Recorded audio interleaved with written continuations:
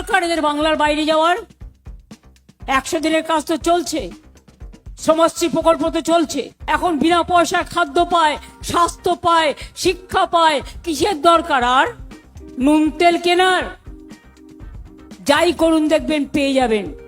100 দিনের কাজ করুন, সমাজশ্রীর পরিকল্পনাতে কাজ করুন, ছোট্ট দোকান করুন, চায়ের দোকান করুন। যারা আমার রাজ্যের পরিযায়ী শ্রমিক রয়েছে, অর্থাৎ যে সমস্ত ছেলে কিংবা মেয়েরা ভিন্ন রাজ্যে গিয়ে কাজ করে পেটের দায়ে আমাদের রাজ্য ছেড়ে, সেই সমস্ত ছেলে কিংবা মেয়েদের উদ্দেশ্যে বর্তমান সময়ে দাঁড়িয়ে ভোটের পূর্বে আমাদের রাজ্যের রাজনৈতিক প্রধান তৃণমূলের সুপ্রিমো তিনি বলছেন যে কি দরকার বাইরে যাওয়ার, 100 দিনের কাজ তো রয়েছে আমাদের রাজ্যে, কিংবা একটা চায়ের দোকানও তো খুলে নিতে পারো নাকি। তবে এটুকু নিশ্চিত, পরিযায়ী শ্রমিকরা এবারে বুঝিয়ে দেবে যে এই ধরনের স্পিচ তাদেরকে আর কোনোদিন শুনতে হবে না, তাদেরকে কেন গোটা রাজ্যবাসীকে আর কোনোদিন এই ধরনের স্পিচ শুনতে হবে না, কারণ পরিবর্তনটা হচ্ছে। मैं आमतौर पर चुनाव में कभी भी आगाही नहीं करता हूं, क्या नतीजा आएगा मैं कभी बोलता नहीं हूं। मैं सालों से चुनाव लड़ रहा हूं, लेकिन मैं उन बातों को टालता हूं। लेकिन इस बार जो भी मिलता है, छोटा सा व्यक्ति मिल जाए, घर में काम करने वाला व्यक्ति मिल जाए, सबको पूछे एक ही बात, इस बार बीजेपी की सरकार पक्की, इस बार बीजेपी की सरकार पक्की, सब कोई कह रहे हैं।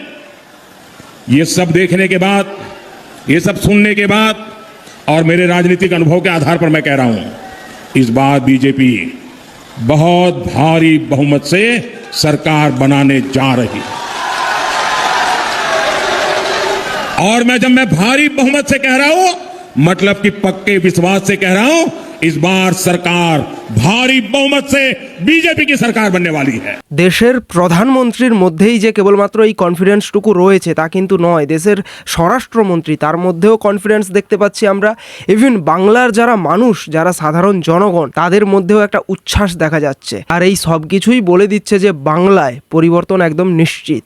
ভোট দেওয়ার আগে আপনাদেরকে একটু ভাবতে হবে যে আমরা কাকে ভোটটা দিচ্ছি, কেন ভোটটা দিচ্ছি, ভোটটা দেওয়ার পর কি হবে। হ্যাঁ, এই বিষয়টা এবারের ভোটে আপাতত বাংলার মানুষ একদম সম্পূর্ণ ভেবে চিন্তেই ভোটটা প্রদান করবে। তবে দেবদা, তোমার কাছে বাংলার মানুষের একটা প্রশ্ন, যে তুমি তাদের দলে যোগদান করেছিলে, কেনই বা যোগদান করেছিলে, আর যোগদান করার পর বর্তমান সেই দলের অবস্থাটা বা কি?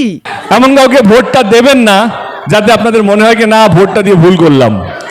এমন লোককেই ভোটটা দেবে যার দলের কর্মীরা যেন আপনাদের সুখ দুঃখে পাশে থাকে। এক কথায় এমন কাউকে ভোটটা দেবেন না যাতে পরে গিয়ে পস্তাতে হয়। গত 15 বছরে অনেক তো পস্তিয়েছেন, বুঝতেও পেরেছেন, এবার বাকিটা আপনাদের ওপর। কালকেই ভোট রয়েছে, রাত পোহালেই ভোট, ডিসিশন আপনাদের হাতে। আপনারা সকলে এটা ভালো করেই জানেন যে পাল্টানোটা অবশ্যই দরকার, না হলে রাজ্যের যে হাল সেটা বেহাল থেকে আরও বেহালতর, মানে খুব খারাপ অবস্থার দিকে, খুব খারাপ পরিস্থিতির দিকে যেতে চলেছে যদি না পাল্টায়। এই নির্বাচনটা কিসের জন্য? টিভি দেখলে, সোশ্যাল মিডিয়া দেখলে মনে হয় কি নির্বাচনটা হচ্ছে কে যে জিতবে সে কতগুলো মন্দির করবে বা কে কতগুলো মসজিদ করবে, নির্বাচনটা দেখে এটাই মনে হয়। কিন্তু আসল নির্বাচনটা কে কত বড় হিন্দু বা কে কত বড় মুসলমান সেটার জন্য নয়। এই নির্বাচনটা হচ্ছে জেতার পর কে কতগুলো হসপিটাল করবে, কে কতগুলো স্কুল করবে, কে কতগুলো রাস্তা করবে, কে মানুষকে বাঁচিয়ে রাখবে, কে মানুষকে আগলে রাখবে। দাদা, সবকিছুই ঠিক আছে, যেটা বলতে চাইছো যে নির্বাচনটা হওয়া উচিত মানুষের উন্নতির জন্য, তা ভালো কথা। কিন্তু দাদা, বলছিলাম যে ঘাটাল মাস্টার প্ল্যানের কথা বলে বলে কতবার জিতেছো? ঘাটাল মাস্টার প্ল্যান শুনেছিলাম যে রেজিস্ট্রেশন হয়ে গেছে, মানে কাজ হবে এরকমটা হয়ে গেছে, নথিতে অফিসিয়ালি হয়ে গেছে, কিন্তু কাজের কতটুকু কি হলো? আজকে 2026, মানুষকে সোশ্যাল মিডিয়ায় প্রচার করে বোকা বানানো যাবে না। গ্রাউন্ড রিয়ালিটি, রাস্তায় নেমে দেখুন, মানুষ এখন ভালো আছে, সুখে আছে, শান্তিতে আছে, যেটা সবচেয়ে বেশি দরকার। আমাদের রাজ্য নাকি খুব শান্তিতে রয়েছে। মানে এত চাটছে ভাই। আমাদের ভারতবর্ষের মধ্যে যদি কোনো রাজ্য এগিয়ে থাকে, মানে ভোটের পূর্বে ভায়োলেন্সের ক্ষেত্রে এবং ভোটের পরেও ভায়োলেন্সের ক্ষেত্রে যদি কোনো রাজ্য নাম্বার 1 হয়ে থাকে, সেটা হচ্ছে বর্তমান সময়ে বাংলা। একটা সময় ছিল যখন বিহার, উত্তরপ্রদেশ এগুলোতে ভায়োলেন্স হতো ভোটের পূর্বে কিংবা ভোটের পরে, কিন্তু এখন সেগুলো একদম ঠান্ডা হয়ে গেছে, আর যেটা বাংলাতে দিনের পর দিন বেড়েই চলেছে। কিন্তু না, আজকে ধর্মের সুরসুরি এমন একটা জায়গায় চলে গেছে, আমি আমার ছোটবেলায় আমার স্কুলের পাশের বেঞ্চে হিন্দু না মুসলিম কোনো জানতামই না, শুধু জানতাম আমার বন্ধু। সে বন্ধুটা হিন্দু না মুসলিম না কোন ধর্মে সেটা আমার মনেই হয়নি, প্রয়োজনই পড়েনি। কিন্তু আজকে ধর্মের বিষটা এমন একটা জায়গায় চলে গেছে, পাড়ায় দুটো বাড়ি হিন্দু মুসলিম থাকলে তারা মনে হচ্ছে ও আচ্ছা হিন্দু মানে বিজেপি, হিন্দু মুসলিম মানে কেন। আমার এই বাংলার যিনি সুপ্রিমো রয়েছেন, তোলামূলের যিনি সুপ্রিমো রয়েছেন, তিনি খুব ভালো করেই জানেন যে এই অভিনেতা কিংবা অভিনেত্রীদের পরিচিতি বাংলার মানুষের কাছে খুব ভালো রয়েছে, খুব বেশি করে রয়েছে।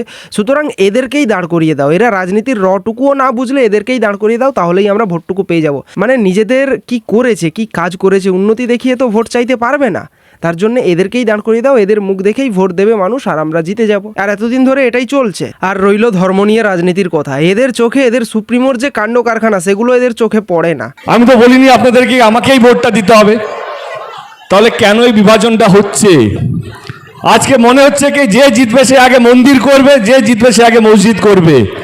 না, এই নির্বাচনটা বা যে কোনো নির্বাচন শুধু বাংলা বা ভারতবর্ষে নয়, পৃথিবীতে যে কোনো নির্বাচন কোনো মন্দির মসজিদ ধর্মে নিয়ে হয় না। মানুষকে আগলে রাখার জন্য, মানুষকে ভালো রাখার জন্য, মানুষকে সুস্থ রাখার জন্য নির্বাচন হয়। তুমি একটা নির্দিষ্ট কোনো রাজনৈতিক দলের হয়ে বেরিয়ে পড়ছো, ঠিক। তাহলে যে মানুষগুলো অন্য রাজনৈতিক দলের মানুষগুলো তোমার এতদিন ভালোবেসেছে, তোমাকে অভিনেতা তৈরি করেছে, তারা তোমাকে মাথায় তুলে নেচেছে, তুমি তাদের বিরুদ্ধে আজকে কথা বলছো কেন? এবং তুমি কি বলছো যখন যাচ্ছ? মানুষের সেবা করতে চাই আমি একটু জনগণের সেবা করবো বলে যাচ্ছি। আর যে কাজ আমি করতে যাচ্ছি আমি জীবনে সে কাজটা করিনি, কিচ্ছু জানি না সেটা।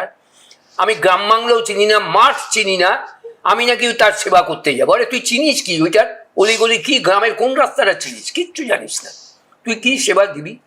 আর তুই যদি মনে সেবা দিবি, তোর ওপরতলা তোকে সেবাটা দিতে দেবে? তিনি যতক্ষণ না বা তাঁরা যতক্ষণ না তোকে করতে বলবে, তুই কে হরিদাস পাল? আজকে আপনারা দেখুন ইরানের মধ্যে যুদ্ধ শুরু হয়ে গেছে, ইরান আমেরিকা ইসরায়েল। ইসরায়েল কেন অ্যাটাক করছে? বলছে কি না আমাদের দেশটা অসুরক্ষিত, জিউসরা সেফ নয়, সবচেয়ে বেশি জিউস ইসরায়েলেই থাকে। পাকিস্তান বলছে কি না এখানে মুসলিমরা সেফ নেই, এখানে সবচেয়ে বেশি পাকিস্তানে মুসলিমরাই থাকে। বাংলাদেশও তাই বলা হচ্ছে, এটা হচ্ছে রাজনীতি। পাকিস্তানও একই কথা বলছে আর বাংলাদেশও নাকি একই কথা বলছে, আর এটা হচ্ছে রাজনীতি। না মানে কি বলতে চাইছে? বাংলাদেশে প্রচুর পরিমাণ হিন্দুরা রয়েছে, একটা সময় বাংলাদেশে 22% হিন্দুরা ছিল, বর্তমান ঠেকেছে 7 থেকে 8%, বুঝে নাও। আর এরা দালালি করছে তোলামূলের হয়ে। ঠিক আছে, অভিনেতা কিংবা অভিনেত্রী একটা আলাদা বিষয়, কিন্তু তোমরা যে এই স্পিচগুলো দিচ্ছ না, তোমাদের দেখে যারা সাধারণ মানুষ, এরকম বহু মানুষ রয়েছে যারা কোনো পার্টিকেই পছন্দ করে না, কিন্তু তারা তোমাদের দেখে প্রভাবিত হচ্ছে, আর তাদের ভোটটা তোমাদের খাতেই গিয়ে পড়তে পারে, কিন্তু সেটা বাংলার জন্যে কতটা যে খারাপ হবে সেটা তারা পরে বুঝতে পারবেন, এখন নয়। আপনারা এই ধর্মের রাজনীতির ফাঁদে পড়বেন না।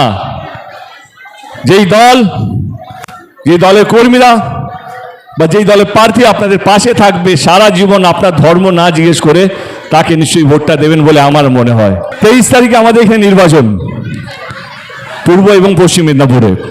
আমি পূর্ব মেদিনীপুরে আছি বলে শুধু নয়, পশ্চিম মেদিনীপুরের মানুষের কাছে এখন সোশ্যাল মিডিয়ার যুগ, অনেকগুলো মানুষের কাছে আমি হয়তো সোশ্যাল মিডিয়ায় পৌঁছে যাব। মাথায় রাখবেন, আমরা হিন্দু না আমরা মুসলিমের থেকে সবচেয়ে বেশি দরকার আমরা ভারতীয়, এইটা বোঝার। আমরা হিন্দু না আমরা মুসলিম, এটার থেকে সর্বপ্রথম আসা উচিত যে আমরা ভারতীয়। এটা হিন্দু ধর্মের মানুষকে বুঝিয়ে দিচ্ছে। বলছিলাম দেবদা, একটা অনুরোধ থাকলো, হিন্দু ধর্মের মানুষেরা এটা ভালো করে বোঝে, কিন্তু আরেকটা সম্প্রদায়ের যে মানুষেরা রয়েছে না, এটা তাদেরকে একটু গিয়ে বোঝাবে তো যে আমরা প্রথমে ভারতীয়, তারপর আসবে ধর্ম। আমরা প্রথমে ভারতীয়, আমরা প্রথমে ইন্ডিয়ান, তারপরে আমার ধর্মটা কি সেটা ইম্পর্টেন্ট। এবং যে কোনো পলিটিক্যাল পার্টির বা যে কোনো নেতার ধর্ম জিজ্ঞেস করে কাজ করা নয়, কাজটাই ধর্ম হওয়া উচিত, এটা আমি বিশ্বাস করি। এবং আপনাদের যদি মনে হয় যে না আমাদের দল এবং আমাদের তিলক বাবু, আমাদের নেত্রী মমতা ব্যানার্জি আপনাদের হয়ে কাজ করতে পেরেছে গত 15 বছর ধরে, তাহলে 23 তারিখে আমার এই দাদাটাকে আশীর্বাদ করবেন যেন আগামী 5 বছর আপনাদের পাশে থেকে জিতে এসে আপনাদের হয়ে কাজ করতে পারে। আছেন তো আপনারা? আর আমি আমাদের দলের প্রত্যেকটা কর্মী যারা মঞ্চে উপস্থিত আছেন তাদেরকে, এবং যারা এখানে বসে আছেন অনেকেই হয়তো আমাদের দলের কর্মী আছেন, তাদেরকে একটাই হাত জোর করে অনুরোধ করবো যে প্রত্যেকটা মানুষের বাড়ি বাড়ি যাবেন, দলের প্রচার করবেন, দিদির প্রচার করবেন, যে আমাদের দল গত 15 বছরে অনেক কাজ করেছে, সত্যি কাজ করেছে, এবং দলের প্রচার করবেন, দেখবেন একটা ভোটও বাইরে যাবে না যদি আমরা ঠিকঠাক মানুষকে বোঝাতে পারি। বাস এইটুকু বলার। 23 তারিখে নির্বাচন শান্তিপূর্ণভাবে আপনারা থাকুন, সুস্থ থাকুন, ঈশ্বরের কাছে এটা প্রার্থনা করব। আবার বলছি, যদি আপনাদের মনে হয় যে না, আমি, আমার দল এবং আমার প্রার্থী যদি আপনাদের কাজ করতে পেরেছে, তাহলে 23 তারিখে একটাই নাম, একটাই সিম্বল, একটাই সরকার, মমতা ব্যানার্জি সরকার।